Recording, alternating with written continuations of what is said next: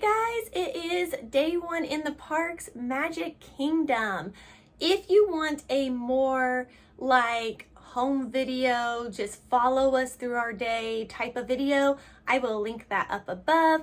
That will be, I think it's about a 36-minute video, and it's just kind of following us through the day and everything we did with music and some just natural sounds of the park and all that kind of stuff. So if you want a video more like that, check that out. It's over on my vacation channel.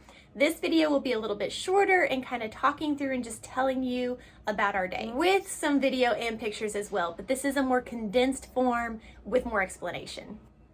All right, so we started the day out as soon as we could get there, which was almost park open.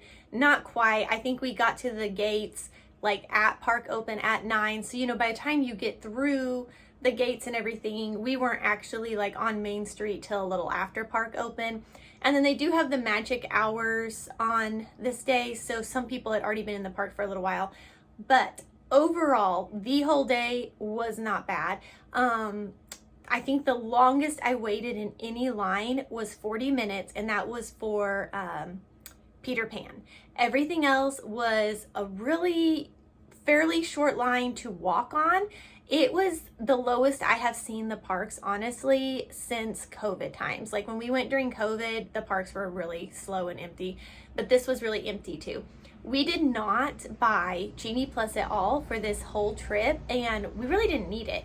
Because like I said, the longest wait I waited was 40 minutes, and that was for Peter Pan.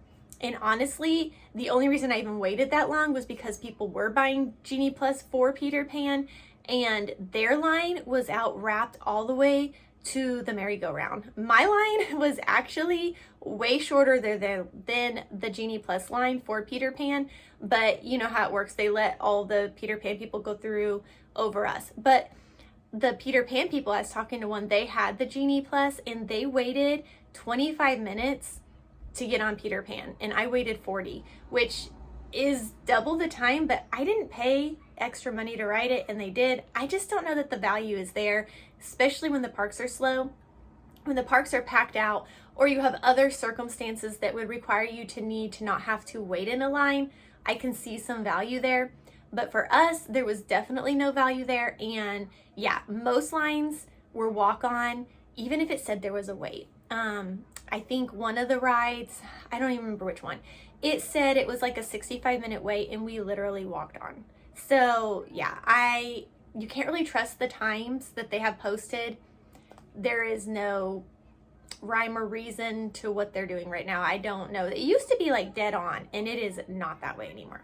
But all right, I am getting sidetracked. So let's go back and do kind of a hour by hour, kind of in order of how the day goes. We started the day out at Pirates. I checked the times, you know, when we got in, and Jungle Cruise tends to always be really busy right at park open. I think everyone just heads straight there thinking they'll rope drop it. So we decided to bypass Jungle Cruise and go straight to Pirates, and Pirates was pretty much a walk-on.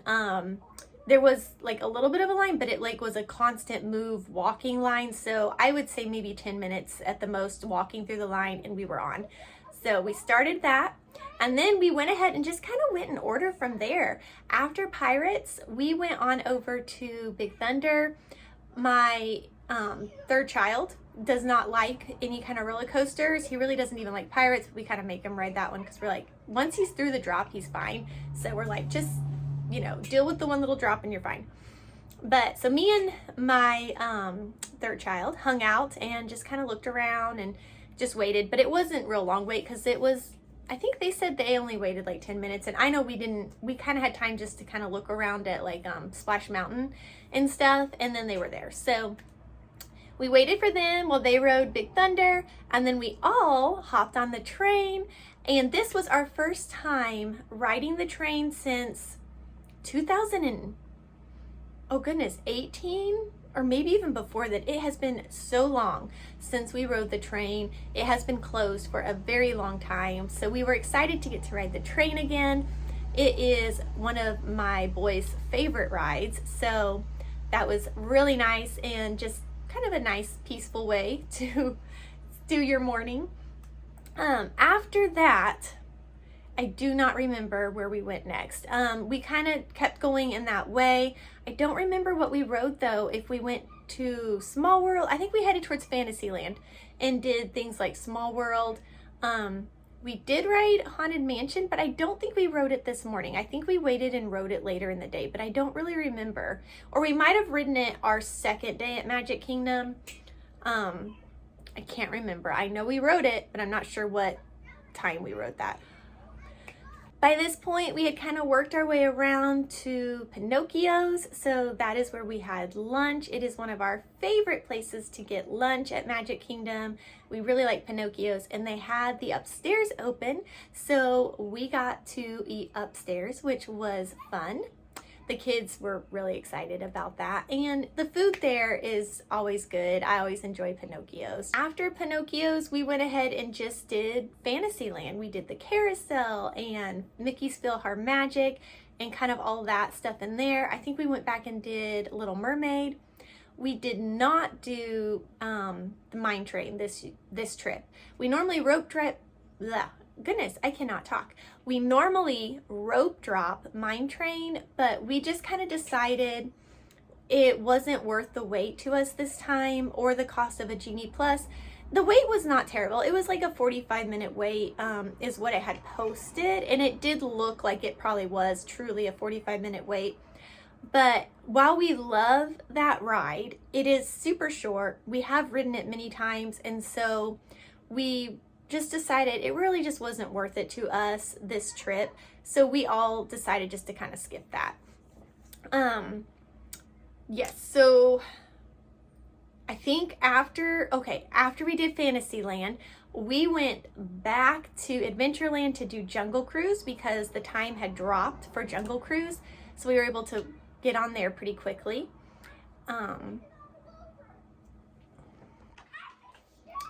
Now, after Jungle Cruise, we headed over to Tomorrowland. So we did a little bit of jumping around here. We like to try and stay in order as best we can, but sometimes you just kind of have to go against where the crowds are. So we went over to Tomorrowland and did the Autopia, and then we did Buzz and the People Movers, and of course, we did the Carousel of Progress.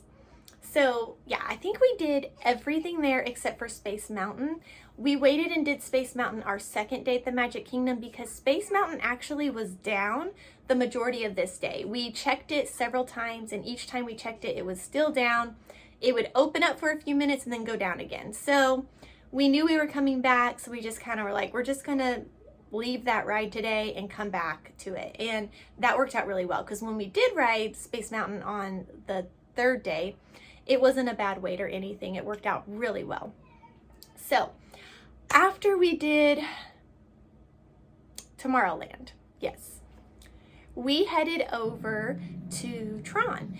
This was our first time seeing Tron, so we wanted to go over and check out kind of what it looked like and everything.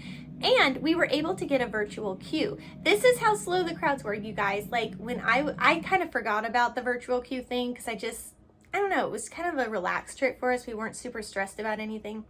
So when we got there, I was like, oh, I think you do a virtual queue for Tron. So I got on and they had slots. So I was able to get us a virtual queue for Tron, even though I was not up at 7 on the dot to get it. None of us actually decided we wanted to ride Tron except for my husband. We just didn't love the way the seats were. We went and tried the seats out, and I don't like sitting that way, and my kids decided they didn't really want to have to sit like that. So we decided to pass on Tron, but my husband did ride it, and he said it was really fun. So he's really glad he got to do that. While he was riding Tron, we headed over to kind of like the Toontown area and rode the little Goofy roller coaster in Dumbo, and we played in the little place area there at Dumbo. And we saw Ear to Ear Magic, I believe their name is. They are a live streamer, and they happen to be live streaming that day. All right, little people. Let's see, where was I? Oh yes, the live stream. So my sister and her kids have been watching Ear to Ear Magic live streaming all day, kind of looking for us. And so when I saw them walking by, I had to make sure to say hi so that they could see us. So that was really fun. We got to stop and kind of chat with them for a minute and say hi to my niece and nephew, which I think they thought was really fun. So that was pretty, you know, the live streamers, I know some people don't like them, but I love it. I love the live streaming, and I like it when I'm at home that I'm able to watch when my friends or family are there and be like, oh, look, I see somebody I know. And I think other people think that's fun too. So I really enjoy the live streamers. We watch them regularly. But yeah, I know everyone has kind of a different opinion on that. But yes, so this day we got to see Ear to Ear Magic, and I'll try and find a clip, maybe an insert. Cousins watching from Colorado. Hello guys, how you doing? I got 2 Mickeys and 2 Minnies over here. I'm counting yours twice. So what do you guys? What are your cousins' names? And they're watching from Colorado.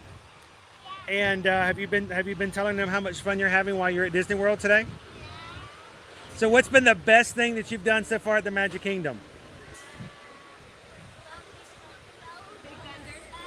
All right, now at this point, we were kind of winding down. We were all getting kind of tired and grouchy. I think this day was actually our hardest day, and we were kind of the most like exhausted. And I don't really know why, because it was our first day in the parks. All I can figure is because we had stayed out late the night before to see fireworks at the Polynesian, that, I don't know, with the travel, maybe we were just tired. I don't know. Normally that first day is not a tired day for us. So at this point, we kind of decided we would hit up just a few more things and head home early and not stay for fireworks, which was really hard for me to do because I'm always like, I hate to miss fireworks the first night, because if something happens the next night we're there, we'll miss them altogether. But we had seen them from the Polynesian the night before, so we had seen some, and I was like, surely we'll be able to see them on Wednesday, I hope. So it was hard, but we decided to make everyone happier the next day, we probably needed to go ahead and head home a little sooner for bed. So we went ahead and grabbed dinner over in Tomorrowland at the Cosmic Race, that's what it's called, Cosmic Race. They have some of the best views for quick service. We love to sit over there where you can see the castle. It is just such a nice little place to sit and eat, and I love the view. I just love seeing the castle from that point. It's a really great view. Then we went back to see The Little Mermaid because, oh my goodness, sad story. Last time we were there and they had meet and greet with The Little Mermaid was January of 2020. And my second born was 5 at the time, Willa. She was only 5 and she wanted to go see Little Mermaid the last night we were there. And I was like, you know what? We're supposed to be back in 3 months. We'll just wait and see her then. It's late. We're tired. We need to go on home and we'll see her next time. Well, January 2020, I had no idea that the world was going to shut down in 3 months and that character meet and greets would not be a thing until this year. So yeah, now that she's like 10, was she even 5 then? Maybe she was 6 then. Anyway, now that she is 10, she doesn't really care if she gets to go hug and greet Little Mermaid, which is so sad. I'm like, I missed out on that, and that makes me so sad. So anyway, when my now 5-year-old Bella wanted to go see Little Mermaid, I was like, yes, I'm tired and ready to go back to the room, but I couldn't say no because I'm like, the world might shut down tomorrow and then she'll miss out on it too. So who knows? So I was like, yes, we'll go see Little Mermaid. So we went and saw Little Mermaid, which ended up working out really well. There really wasn't much of a line, and said hi to her. And then from there, we pretty much just headed home. We stopped at one spot for one of my kids to pin trade, and yeah, headed on back to the room. So overall, it was a really good day. We had a lot of fun. We did a lot. I was super pleased with the crowd level. I'm kind of wondering if all May is always like that, because if it is, I'm going to switch from going in January to May trips because it was so much less crowded than it is in January. But yeah, that was our day. I hope you enjoyed, and I will see you in my next video. We will be talking about Epcot. Bye.